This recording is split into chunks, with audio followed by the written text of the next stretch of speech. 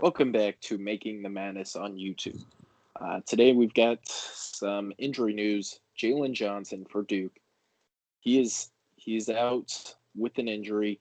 Uh, just bad news for the Duke team that right now has not been playing all that good as is, and now he's out indefinitely with a foot injury. He's been probably the lone one of the lone bright spots for this team. He's averaging 11.5 points, 8.3 rebounds. He's been really active, and now he's out with a foot injury. It is indefinitely.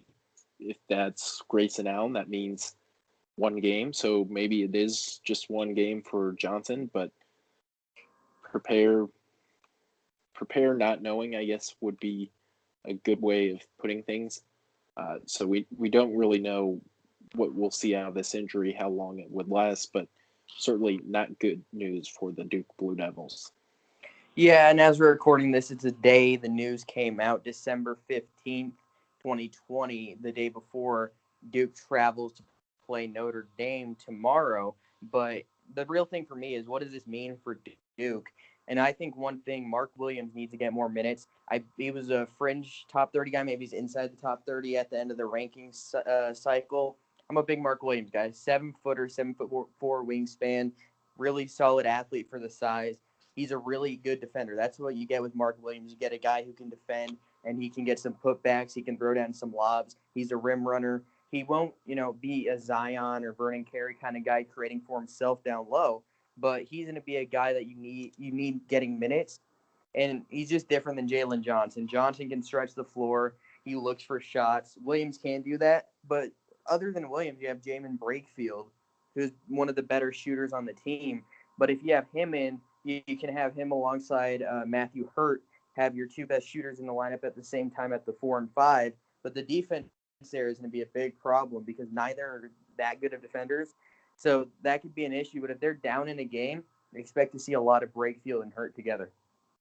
Yeah, and I'm not a huge fan of that defensively for sure. I think defensively this hurts a lot unless you're playing Mark Williams a lot of minutes because Johnson with their best lineup, Johnson's probably the best interior defender. He's at least the most physical interior defender for them because Matthew Hurts, for better or worse, kind of a little bit soft, I would say. But going forward, this is they play Notre Dame. He's definitely not going to be available for that. We don't know how long this will last because if this is he's back right after Christmas, well then that certainly changes the dynamic. But if he's out any considerable time, like you might start piling up losses. Like at Notre Dame, this will be a very very tough game without Jalen Johnson, and they could easily lose that game. Florida, they take a break. They play Pittsburgh right after the break, then at Florida State. If you don't have Jalen Johnson for that, that's probably a 1-2 start. I would say. Like I don't think they'll beat both Notre Dame on the road and Pittsburgh, and I certainly think without Johnson, they lose at Florida State. Now they've got an easy schedule, kind of until the middle of January, so if they can probably get by with a few wins, but once you hit that if this is a lingering injury, like the thing about this injury, we just don't know. But if this is a lingering injury, the schedule really picks up starting January 12th. They play at Virginia Tech, at Pittsburgh, at Louisville. If he's not healthy for that, that's a brutal stretch and one where Duke could go from being maybe like a 4 or 5 or 6 seed in the NCAA tournament to you all of a sudden don't have Johnson and lose all those games. That you're looking at joining Kentucky on the bubble. Yeah, I'm not as concerned about some of these games. Like I think they'll beat Notre Dame handily. I don't think Notre Dame's very good. They're ranked 120th in defense on KenPom. They can't force a turnover. They also don't shoot inside well at all. And defensively, Juwan Durham, even though this is about Notre Dame right now, Juwan Durham has been an awful defender, and he's historically been a great defender. So that's a very interesting dynamic. But besides that, they get Pittsburgh. Like you said, that should be a win regardless. Florida State, they'll probably lose that game with or without Johnson. And I think you can hold him out the 6th and 9th of January against Boston College and Wake Forest. Those are two games you should win with or without him. And then Virginia Tech, if he can come back by January 12th, so he has a month. If he can be back in a month, I think that's perfect. I think they'll go one, two. I think they can go 4-1 in that time frame, pretty realistically.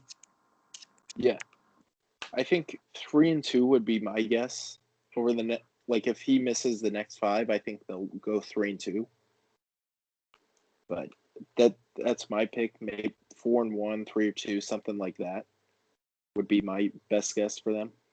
Yeah, but if he's missing the Louisville games, again, Louisville's an interesting one because Malik Williams, who knows? I don't even know if he's coming back this year. But if he's their starting big man, but they have Quinn Slazinski and a couple other guys down low, Aiden Igion, I don't know, say, but he's all right too. But they're not super deep with bigs either. But that'll be a tough game for Duke, regardless. But they need him back for the North Carolina, the NC State games, the Virginia game, the Syracuse game. They need him back for those games because those are massive teams and they are really going to struggle. Yeah, though that's where you need him, and certainly we don't know how they'll play without Jalen Johnson, but like losing arguably your best player at this time of the season when you're already struggling, that's not good. And who knows what they'll do down the stretch. We're predicting like 4-1, 3-2 over the next 5 games, but who knows what this injury will be? It could be a long-term one. It could be short-term. We just don't know. Yeah, definitely. If it's a lingering thing, that's going to be a big issue. Yeah, that's the thing. We don't know, but if it is a lingering injury, that's a really big issue. Yeah, absolutely.